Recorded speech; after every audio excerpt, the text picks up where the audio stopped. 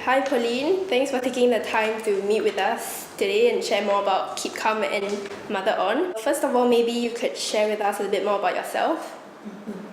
Hi, I'm Pauline Low. I'm a writer. I have written about 10 adult books, 5 children picture books, and 2 youth books. My most current effort is this book. It's called Keep Calm and Mother On. The best quotes ever said about motherhood all over the world. Yes, and it's going to be launched around Mother's Day. Although I'm a writer, I would say that my first priority is being a mother. I have 3 children, 2 girls aged 16 and 14, and my son is right now only 8 years old. I resigned from a writing job to take care of my firstborn in 1995, and I've never regretted that decision. But since then, I've also taken on part-time posts and writing positions while mothering them from home. Mothering is a very, very important role, a very crucial role, I feel. I was very honored when Armour Publishing asked me to write a book about parenting and mothering in particular. It is a direction that I want to move into in terms of my writing. I just want to encourage women out there that you are indeed doing something very important, and not to be discouraged, but to keep calm and mother on. Keep calm and mother on. Yes, because motherhood can be tough. Yes, and we've seen those advertisements on TV, right? The very gracious women, perfectly dressed, hair so smooth and all, and then they whip up this perfect meal. Yeah, but a lot of the times we fall short of that. Our children come home from school and what do they get? Maggie mee, because we've been so caught up with crisis in the home, and we want to be this gracious mother to them, but we end up yelling stuff like, do your homework, go to bed, go and bathe, and etc. Yes, so we slip up a lot of the times, but I just want to tell women out there, it's alright. It's alright that you slipped up 5 minutes ago. Just calm down now, and we will keep mothering on, because you are irreplaceable in your child's life.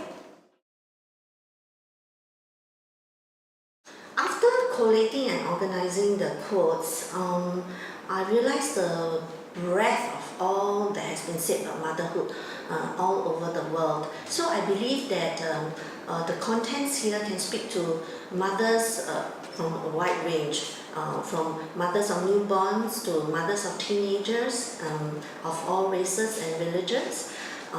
So it's a good book for them. And why a book about quotes? Well, I've noticed that we need different books for different occasions. Sometimes we need a really heavy-going kind of book like encyclopedia or a how-to book when we want to really dig into a subject. But there are a lot of times when we just need something light, bite-sized, inspirational, just to help us press on for the day. Yes. So, well, when I designed this book, just look at the size. It's something very handy that women can just put into their handbag, bring it onto the MRT with them, and within the space of a ride, you can already read 2 or 3 quotes.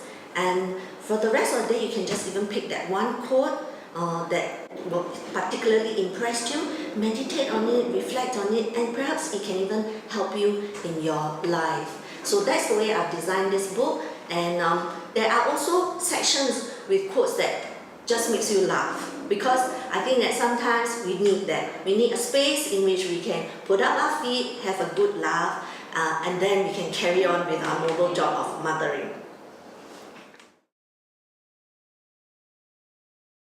For the men, I really would encourage them to give it as a gift to their wives.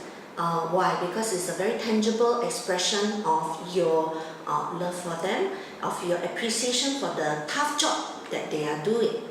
And for single women, well, I think it makes a good gift on Mother's Day. And it's so pink, isn't it? Yeah, well, so wrap it up with a nice bow, and I think it will be a nice gift.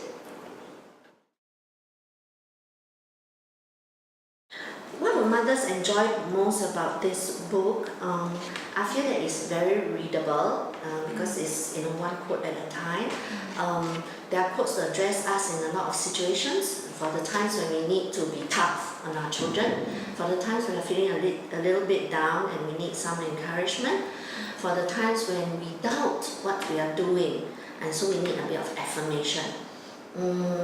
And besides all that, a lot of the quotes is food for thought, because as one lady said, an actress who's called Diane Lane, she said, "My parents treated me like I had a brain, which in turn caused me to have one." So that's included in this book, and I thought that really gives me a lot of food for thought. Like, am I also parenting my children as if they have a brain, so that they too will become very independent and wise decision makers.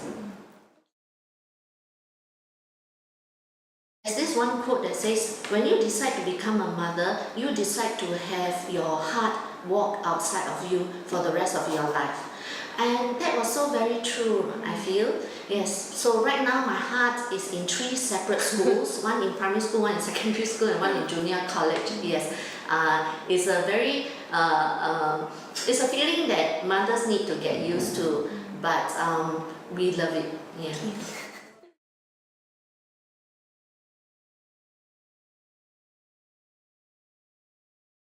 Yeah, mothers do all things. Mothers wear many hats. This is so funny because it really reminds me of this icebreaker that I like to play at our mothering forums, because we do run this forum for mothers as part of a voluntary welfare organization called Women Empowered for Work and Mothering. So this icebreaker calls for all the women, about 50 participants and all, to list down all the roles that they play. Yeah, and so at the end of it, we always find that all the women who have written at least 20 roles or more. Really, that is how much mothers do. Yeah, so we are mothers. We are also daughters to our mothers. We are sisters to our siblings. We are aunts to our nieces and nephews. So for our children, we cook, we clean, we chauffeur them around. When they're sick, we play nurse. Then we are the disciplinary master, the mentor, the teacher. Yeah, so the list goes on. It's very amusing, but at the same time very awesome. And think, out of all that, we don't get a salary.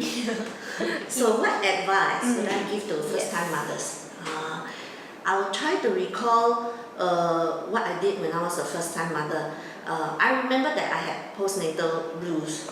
Yeah, because I really wanted to do the best job possible. And so I set a very high standard for myself, and I became very overwhelmed. So I would tell new mothers,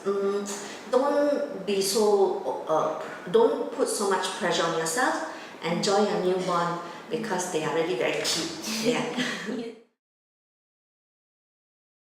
So as I mentioned just now, one of the quotes say, we are actually making a decision to have our heart go outside of ourselves for the rest of our lives.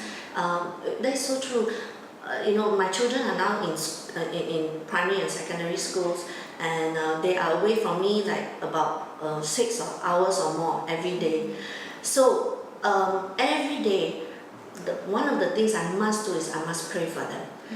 I must know that there is somebody more capable than me looking after them where they are, a place that I cannot go, into the school. But I know that God can go with them. So after I pray for them in the morning when I send them to school, I feel this like reassurance, because I put them into much, much more capable hands than myself. So that's one thing I do.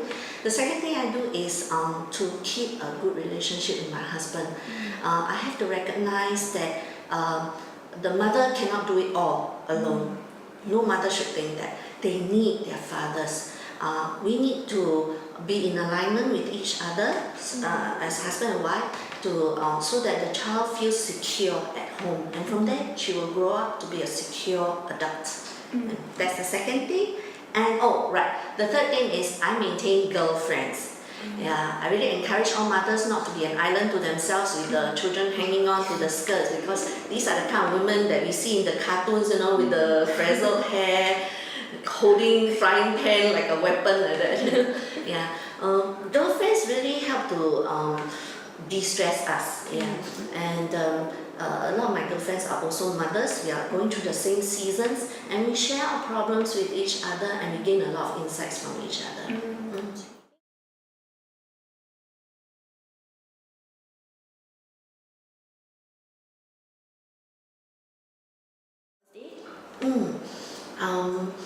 First of all, I want to thank them for picking up the book. It's such a great honor for me to know that they're reading it now. And I feel that we are already friends because we now have something common that we are sharing. Secondly is Mother's Day is really for them, because why do we celebrate this day? It's because really motherhood is such a crucial role from the beginning of time.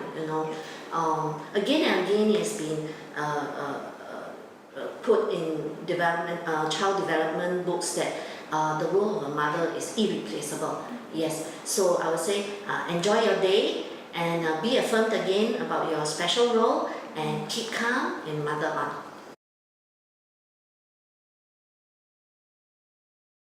First of all, Happy Mother's Day!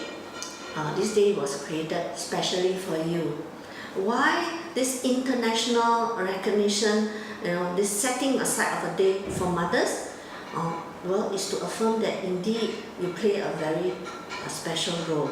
From the beginning of time, mothers have been irreplaceable.